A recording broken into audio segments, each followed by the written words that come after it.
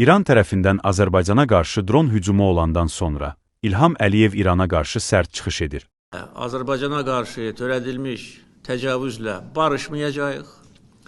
Silahlı qüvvələrimizə təlimat verildi ki, cavab tədbirləri hazırlansın və həyata keçirilsin. O qeyd edir ki, İranla bütün diplomatik əlaqələr kəsilir və İrana qarşı hərbi əməliyyatlara başlanması üçün göstəriş verir. Bundan 2 gün sonra isə İran prezidenti Məsud Pezeşkan qonşu dövlətlərə hücumla bağlı üzrxahlıq edir və bunun İran tərəfindən baş vermədiyini qeyd edir. Maraqlı tərəfi budur ki, martın 8-i səhər saatlarında İran televiziyasına müsahibə verən, İranın ən nüfuzlu şəxslərindən hesab olunan və Xameneyinin sağ əli kimi tanınan Əli Larijani açıq şəkildə İlham Əliyevi hədələyir və qeyd edir ki, bizim Azərbaycan xalqı ilə problemimiz yoxdur. Problem Azərbaycandakı hakimiyyətlədir və həmin hakimiyyətə rəhbərlik edən şəxsin ciddi şəkildə cəzalandıracağını bildirir. Azərbaycan چیکار به ما داره اصلا؟ البته اگر از همین کشورها علیه ما توطئه بکنن و پروازی بکنن.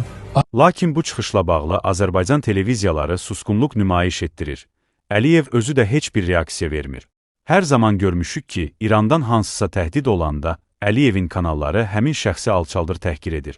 Ən maraqlısı odur ki, İlham Əliyevi cəzalandırılacağını bildirən Əli Larijani həmin günü axşamı Azərbaycan televiziyasında qəhrəman kimi təqdim edilir və ona təriflər yağdırılır. Onun hədə-qorxulu çıxışından sonra İlham Əliyevlə Məsud Pezeşkan telefon danışığı aparır və martın 9-u İranla sərhədlər açılır. Əli Larijani İranda Sepahın rəhbərlərindən olmuş, hazırda isə İranın Təhlükəsizlik Şurasının rəhbəridir, o Xameneyinin sağ əli kimi tanınır. İranda etirazların yatırılmasına rəhbərlik edən şəxsdir. Larijani təhdid etdikdən sonra İlham Əliyevin geri addım atması isə Əliyevin hazırda qorxu içində olduğunu göstərir.